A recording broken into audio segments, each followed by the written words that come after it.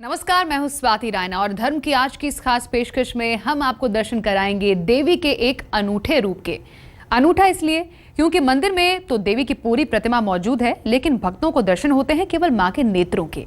साथ ही रोजाना होने वाले माता के भव्य श्रृंगार को देखने का मौका कोई भक्त अपने हाथ से जाने नहीं देना चाहता।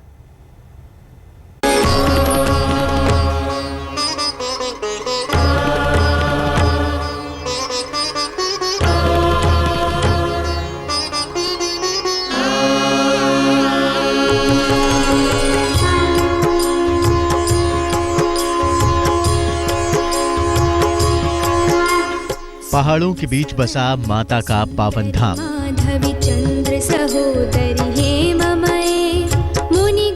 वो दरबार जहां पहुंचने के लिए भक्त ना तो ऊंचे नीचे रास्तों की परवाह करते हैं और ना ही राह में आने वाली मुश्किलों की, क्योंकि मां के इस दर से कभी कोई खाली हाथ नहीं जाता।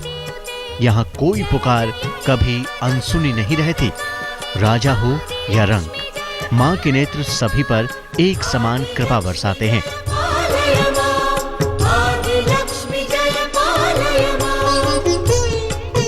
वैसे तो देवी हर रूप में अपने भक्तों पर बरसाती हैं कृपा, लेकिन पुणे के सेनापति बापट मार्ग पर मां चतुर्श्रृंगी का 250 साल पुराना मंदिर सुनाता है कहानी। एक भक्त की आस्था की, उसके विश्वास की। क्या है इस मंदिर के बनने की कहानी, ये तो हम आपको बताएंगे, लेकिन पहले जानते हैं मां चतुर्श्रृंगी की महिमा। सबसे पहले बात मां के नाम की, जिनके भक्त चतुर्श्रृंगी के नाम से उन्हें पुकारते हैं, जो नासिक में मौजूद मां सप्तश्रृंगी का प्रतिरूप मानी जाती हैं।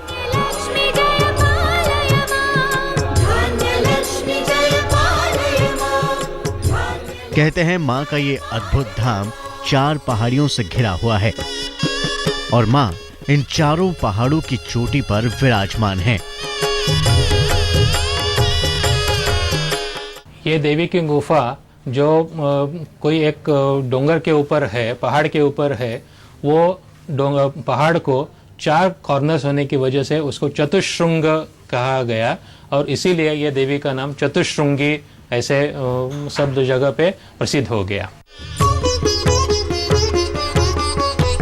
जय वरवर्णिनी वैष्णवी भार्गवी मंत्र स्वरूपिणी मंत्रमये। मां के इस पावन धाम तक पहुंचने के लिए भक्त करीब 110 सीढ़ियां चढ़कर यहां पहुंचते हैं, जिसके बाद उनको दर्शन होते हैं मां के ऐसे रूप के, जिसे देखकर ऐसा लगता है मानो मां की आंखें अपने भक्तों का ही इंतजार कर रही हों। क्योंकि इस मंदिर में मां की प्रतिमा की सजावट कुछ इस तरह से की है जिसमें केवल उनके नेत्रों के ही दर्शन भक्तों को होते हैं। उनका बाकी शरीर वस्त्र आभूषणों से ढका होता है।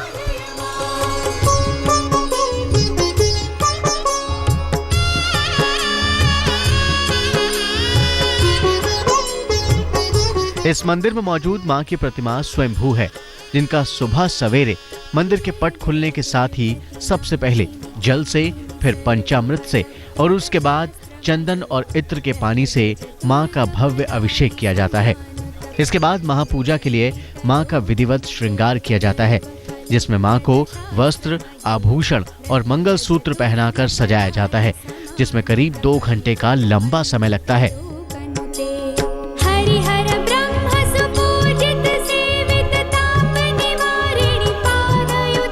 देवी के उपासना में यहाँ सुबह से पूजा होती है, बहुत लोगों के अभिषेक होते हैं, उसके अंदर महापूजा तक होते हैं और वह सुबह चलती है। उसके बाद दोपहर को खाने का नैवेद्य दिया जाता है। उसके बाद शाम को हमारी तरफ से सायं आरती होती है, 3 बार सुबह शाम को होता है।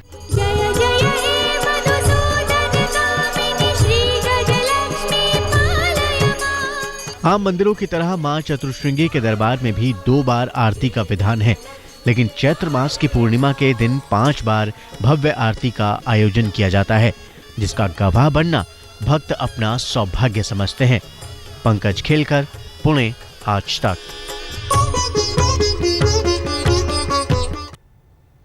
मां चतुर्श्रृंगी का ये मंदिर सुनाता है कहानी मां के चमत्कार की, मां के प्रति एक भक्त की अटूट आस्था की, जिसके आगे मां को भी होना पड़ा नतमस्तक, जिसके कारण मां पुणे के इन पहाड़ों के बीच आकर बस गई। कैसे, चलिए जानते हैं इसकी पूरी कहानी।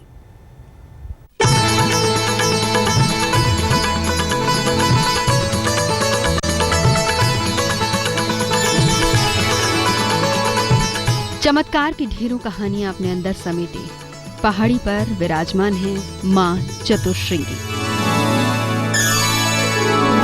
जय मां बोलो जय मां। हालांकि यहाँ पहुँचना इतना आसान तो नहीं है, लेकिन भक्तों का मानना है कि देवी की भक्ति में इतनी शक्ति है कि वो बेरोक टोक इस मंदिर में हाजिरी लगाने पहुँच जाते हैं।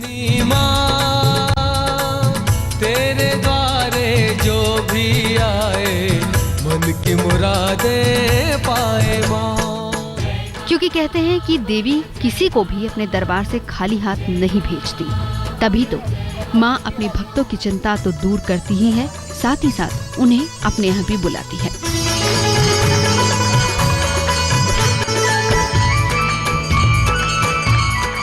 पुणे का चतुश्रृंगी मंदिर सुनाता है कहानी माँ के प्रति एक भक्त के अटूट विश्वास की।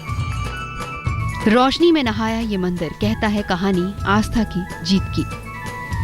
कहते हैं पेशवा राज में दुर्लभ सेठ नाम का एक व्यापारी हुआ करता था, जो नासिक में स्थित मां सप्तश्रृंगी के दर्शनों के लिए हर 15 दिन पर पुणे से नासिक की पैदल यात्रा किया करता था। तू ही काली भद्र काली, तू ही है पावागढ़ वाली। करीब 250 किलोमीटर का ये कठिन सफर, जहां ऊंची नीची पहाड़ियां, उबड़ खाबड़ पगडंडियां भी मां के इस भक्त की श्रद्धा को नहीं डिगा पाई। महेश मानते मां का ये अनन्य भक्त सभी मुश्किलों को पीछे छोड़कर हर 15 दिन पर मां के दर्शन के लिए पहुंचता था। ये सिलसिला सालों तक यूं ही चलता रहा, लेकिन हर गुजरते दिन के साथ व्यापारी की उम्र उसके भक्ति के आड़े आने लगी। आशा पूर्ण कर दो मां। दुर्लभ सेठ को सप्तश्रृंगी की पहाड़ियों पर चढ़ना मुश्किल लगने लगा। मां के दर्शन न कर पाने के कारण दुर्लभ सेठ का मन विचलित रहने लगा। लेकिन एक रात मां ने उनके सपने में आकर उनके पास आने की बात कही और चतुश्रृंगी की पहाड़ियों पर जाने के लिए कहा। जो भी आए मन की मुरादें पाए मां। सपने में उनको दृष्टांत दिया और बोला कि अगर मेरा भक्त मेरे पास नहीं आ सकता तो मैं मेरे भक्त के पास जाऊंगी, और उनको बोला कि पुणे स्थित वायव्य दिशा की पहाड़ी पर आप खुद काम कर दो, वहां पर मेरा तांदड़ा यानी देवी का सिर्फ मुखौटा वो बैठे हुए स्थिति में आपको मिलेगा। चतुश्रृंगी की पहाड़ियों पर मां ने अपने भक्त को दर्शन दिए और तभी मां यहाँ चतुश्रृंगी के नाम विराजित हो गई। भक्तों की बढ़ती आस्था और उनके विश्वास के चलते इस स्थान ने भव्य मंदिर का रूप ले लिया और आज यहाँ लाखों की संख्या में भक्त आकर मां का आशीर्वाद अपने दामन में समेट कर चले जाते हैं। तू ही चंद मां के दरबार की हर बात निराली है, तभी तो उनके दरबार में आने वाले भक्तों के हाथ में पूजा का सामान और साथ ही साथ चांदी का झूला और चांदी की छतरी भी दिखाई देती है, जो ये बताती है कि मां ने खुशियों से भर दी अपने भक्तों की झोली। मां का ये दरबार निसंतानों के लिए भी वरदान से कम नहीं है और जब भी किसी भक्त के घर में नन्हे मुन्नी किलकारी गूंजती है तो मां का आभार प्रकट करने के लिए भक्त मां को चांदी का झूला या फिर चांदी की छतरी चढ़ाते हैं। ये देवी के बारे में अगर जितना मैं कहूँगी उतना कम है, क्योंकि उसमें मेरे को इतना अनुभव आया है, उसको अगर मैं बोलूँ ना तो जितनी तारीफ करेंगे उतना कम है। चतुश्रृंगी देवी को मन्नतों की देवी के नाम से भी पुकारा जाता है, जिनके दरबार में साल भर भक्तों की भारी भीड़ देखने को मिलती है। तेरे द्वारे जो भी आए। लेकिन साल में 3 बार होने वाले उत्सवों को देखने और इस दौरान मां का आशीर्वाद लेने के लिए भक्त बड़ी तादाद में यहाँ जुटते हैं और शक्ति की आराधना कर खुद को धन्य मानते हैं। पुणे से पंकज खेलकर के साथ आज तक ब्यूरो। यूं तो साल भर मां का दरबार उनके भक्तों से रोशन होता है, लेकिन साल में 3 बार आयोजित होने वाले उत्सव का गवाह बनने का मौका कोई भी भक्त गंवाना नहीं चाहता। तभी इस उत्सव के दौरान भक्त मां के दरबार में आकर अपनी अर्जी लगाना नहीं भूलते।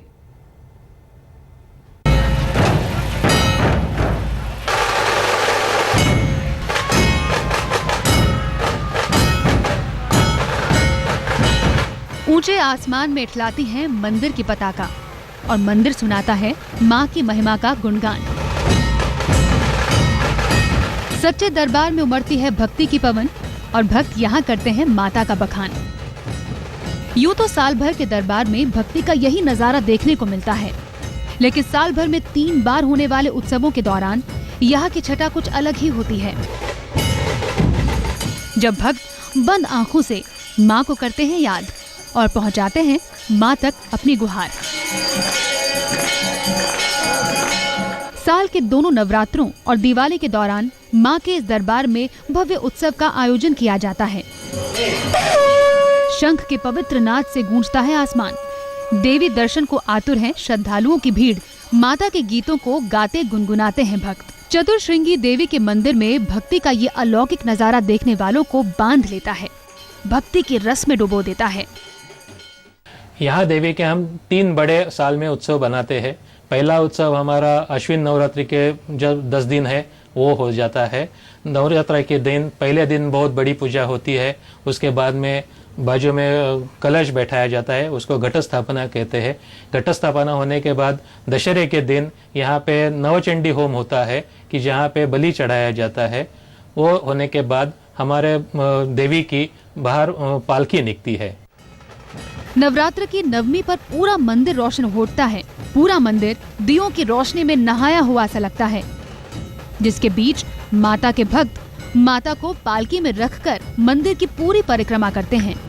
साल में आयोजित होने वाले इन 3 उत्सवों के दौरान हजारों लाखों भक्त मां के दर्शन करने, उनकी आरती में शामिल होने के लिए घंटों इंतजार करते हैं। और जब ढोल नगाड़ों और घंटे की आवाजों के साथ होता है मां का श्रृंगार और उनकी आराधना, तब पूरी हो जाती है भक्तों की हर कामना। उनके भव्य श्रृंगार और अलौकिक रूप के दर्शन करने भर से ही संवर जाते हैं भक्तों के 7 जन्म। माँ चतुर्श्रृंगी को भक्त महालक्ष्मी का स्वरूप मानते हैं, जिसके कारण दिवाली पर उनके दर्शन कर भक्त माँ से अखंड धन, वैभव व सुख समृद्धि का वरदान मांगना नहीं भूलते। माँ चतुर्श्रृंगी के वैभव से सभी की मनोकामनाएं पूरी होती हैं और भक्तों के जीवन में खुशियाँ वास करने लगती हैं। पुणे से पंकज खेलकर के साथ आज तक ब्यूरो।